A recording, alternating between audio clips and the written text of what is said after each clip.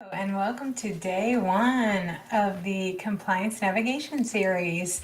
So, we're going to be talking about over the next 8 weeks, 8 topics, 8 ways, very high level, where you can help prepare your home care agency or long term care facility, any type of senior care provider to prepare for survey or accreditation. This series is geared more towards home care, but there are things that you should be able to glean for long term care and assisted living as well. But most of the standards I'm referencing are ACHC or CHAP for home health, private duty, or hospice. So that's the bulk of the references that I'm making for this series, just so you kind of understand. Where I'm getting this information. And if you have any questions on that, always pop it in the comments and I'm happy to reference what I'm talking about. That's okay. It won't offend me if you ask. Part of the series is getting you comfortable with knowing what to ask, knowing what to look for, and where to find it. So if you don't ask, you won't know. And you're also welcome to email me, Nina at Heart Healthcare Solutions, if you have questions that I can help answer from the videos as well. So today is day one, and we're just going to talk about how to kind of do a little mini self-assessment for your organization. I do have the survey readiness assessment and tips. That's a very simple 10-question checklist to evaluate if you have these items in place or not, and that is really geared toward home health or hospice. So if you're non-medical or non-skilled home care, that probably isn't going to apply to you. But for today, talking about how to assess your own organization internally, this definitely applies to you because everyone is going to be expected to have policies and procedures in place. And that's kind of what we're talking about on the first day is how to assess your organization's readiness for survey or accreditation. And that really starts with the policies and procedures that you have.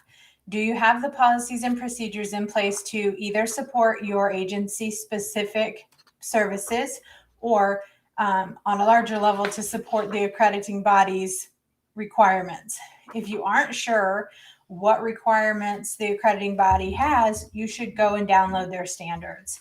If you haven't decided which accrediting body you're going to go with, I know that can be a hard decision, but usually the leadership has some kind of idea of one that they're more familiar with than others that they might want to go with. And then they'll kind of make that decision on behalf of the agency.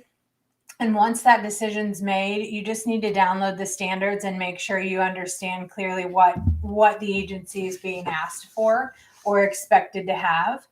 But for accreditation, they all expect you to have agency-specific policies and procedures, and they all expect that the agency will already be in compliance with all applicable federal, state, and local laws and regulations. And I'm reading that directly from the standards. So they're already going to expect that you have complied with all of the applicable federal, state, and local laws and regs for whatever type of agency you have. So that would be the first step. And your PMPs will also have to be in compliance with those standards.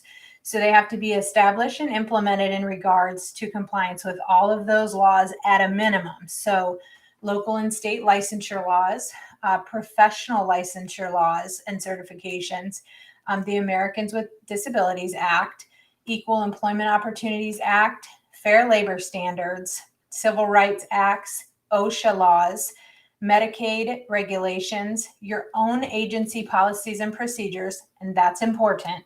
Your organizational assessment should really dig into if you're following your own policies and procedures. The accreditation process of the body that you chose, and then, of course, the HIPAA, Health Insurance Portability and Accountability Act. And then any other laws and regs applicable to the care and services that you've said you provide.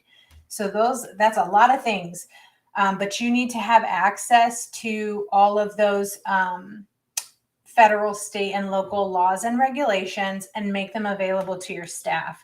So that's an easy area to overlook. And we'll talk about this in personnel as well, how you structure your orientation and what it includes. But since we're doing such a high level overview of each topic, I wanted to mention it today that you definitely have to have these things readily available, whether that be on a drive or an all staff portal, whether you do that via paper copies in the office or a posting, as far as, the Fair Labor Standards postings in a prominent location.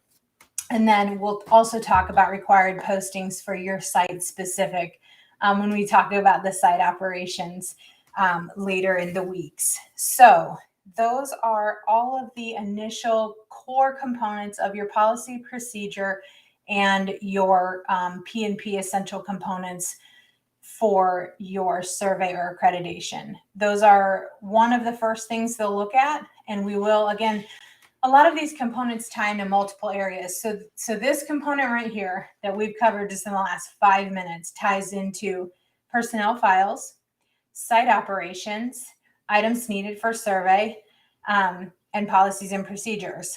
So they kind of all are intertwined. But if you don't have these core components in place, you're going to struggle for the rest of the way.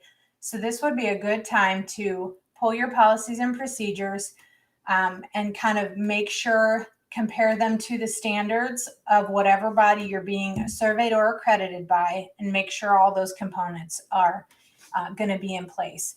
And that's a really good start because from there, we're going to look at the structure of your organization and its leadership.